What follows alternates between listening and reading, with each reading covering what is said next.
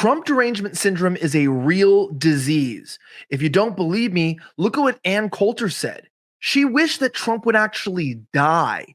We have this story, including updates on the border bill and so much more on the Gateway Pundits Week in Review.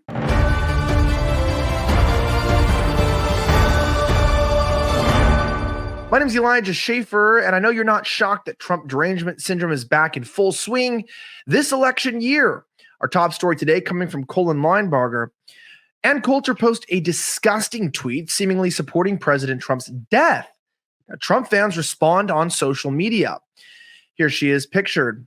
Over the weekend, Ann Coulter posted a short tweet seemingly supporting President Trump's death. Coulter somehow discovered an old tweet from July of 2023 that asked her what Trump needs to do to return America to its former glory. Now, as the Gateway Pundit reader knows, Joe Biden and his regime have embarked on destroying America from the moment he assumed power. Instead of providing a thoughtful response, Coulter instead retorted, maybe he could die. Now, this post suggesting Trump kill himself for the good of America understandably stirred up a hornet's nest on X. Trump supporters responded with absolute fire. Matt Couch said, "What a vile POS you are." And I don't need to tell you what that means. Lots of regret, I would imagine, a husband, kids, and grandkids, the life that could have been. Sad, lonely woman you are, Eric Matheny said. Now, what the F, lady? Lay off the box wine on Twitter for the night, Mindy Robinson said. Now, the backlash was swift because, she is a bitter single woman. And while some of you may also be in the same position for whatever reason, there's really no point to project your misery onto somebody else. Look, she could find a better outlet than trying to get the president of the United States, who we believe duly won the election, to be killed. It's rather disgusting, this sort of vitriol and rhetoric that comes from these people. That's why I have a hard time understanding people who support Haley or DeSantis, both of which on their own had even been friends with Trump at one point. Their sort of animosity and cruel nature towards Trump just seems a bit misguided and misplaced. And I do believe he'll be the nominee, and maybe these people will recant and regret their coming against him so openly and publicly. Now, obviously, people are against Trump, but the truth is that they're trying to rig the election by legalizing the illegals in this country. But first, they want to let as many in as possible and screw up the immigration system permanently before Trump is voted in if they're unable to rig it.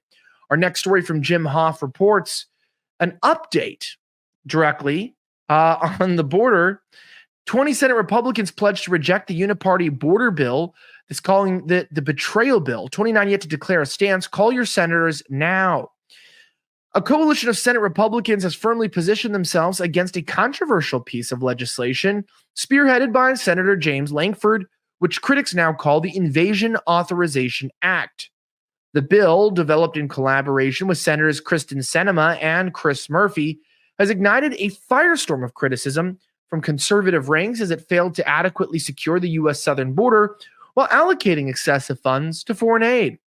The comprehensive $118 billion national security supplemental package bill, totaling over that, actually allocates a staggering $60 billion to Ukraine and another 16 or so billion to Israel.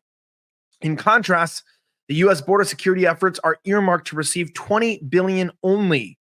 Not only that, but we've just found out in recent news that some of the allocation even puts the power for future disputes at the border only in D.C. District Court judges' hands, meaning that the corrupt cronies in charge of the January 6th investigation, in charge of investigating Trump, these people, the Russia collusion hoax people, will be in charge of delineating any disagreements with immigration in the future. It's pretty insane, right? But that's what this government is. It's a money laundering campaign, and I'm damn well sick of it.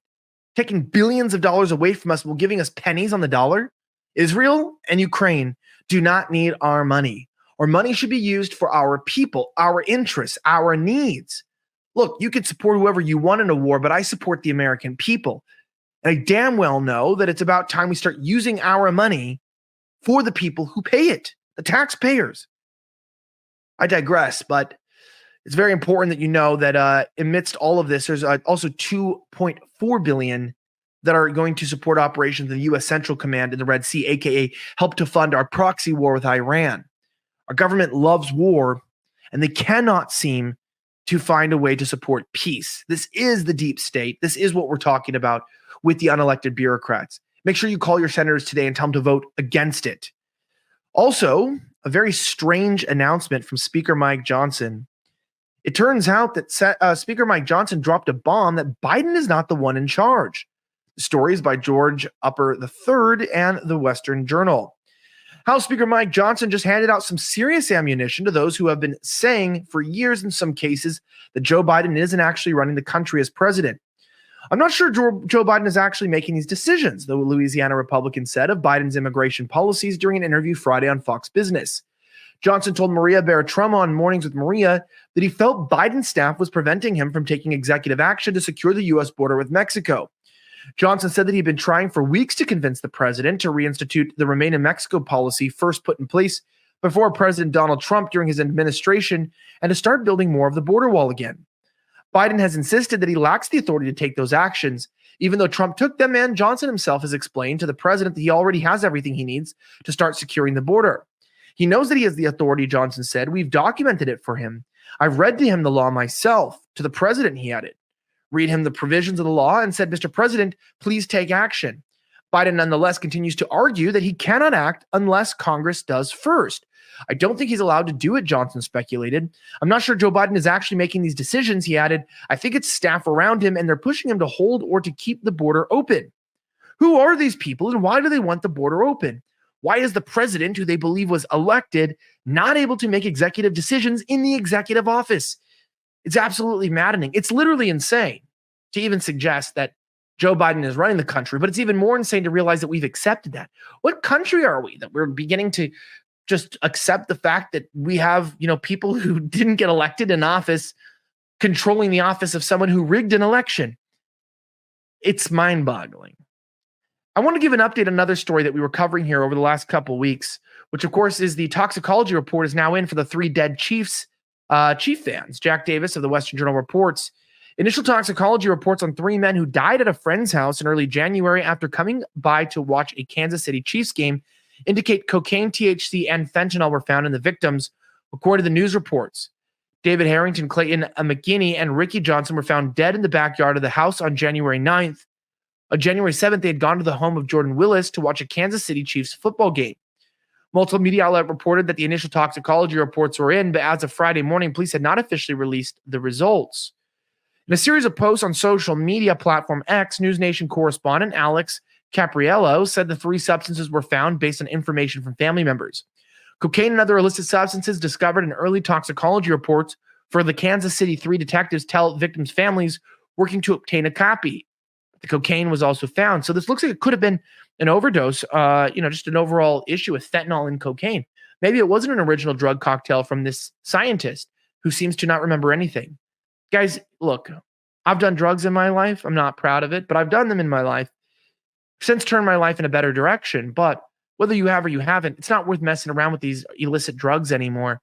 Not only because it's morally not good for you, spiritually not good for you, and also not good for our country, but they're just putting fentanyl in these things and people are dying. In a last strange story, I wanted to make out the fact that Democrats are still bizarre. Colorado Democrats introduce a pet tax for all the animals, and it's worse than you think. Jim Hoff reports the state legislature has introduced a bill that could see a pet tax imposed on every non-livestock animal in the state. The bill HB 241163, sponsored by Democrat Regina English, requires all pet owners to register their animals in a state-run system with fees, and critics are calling it exorbitant and unnecessary, including $850 for pets with a designated caregiver, $16 for unneutered or unspayed pets with caregiver, and a hefty $25 for pets without a caregiver. Well, that's Democrat cities. Import more illegals, let them take over local services, underfund the police, let crime run rampant, and now pay taxes for owning a pet. You can't get married or find a spouse anymore because nobody's qualified. Nobody wants to get married. So you get an animal and even you're taxed on that. For the next time that I'll see you at the end of the week, my name is Elijah Schaefer. Thank you so much again for watching another episode of the Gateway Pundits Weekend Review. Don't forget to like this video by clicking below and following us at rumble.com, The Gateway Pundit. Have a great rest of the week as always, and may God bless the United States of America. I'm signing out.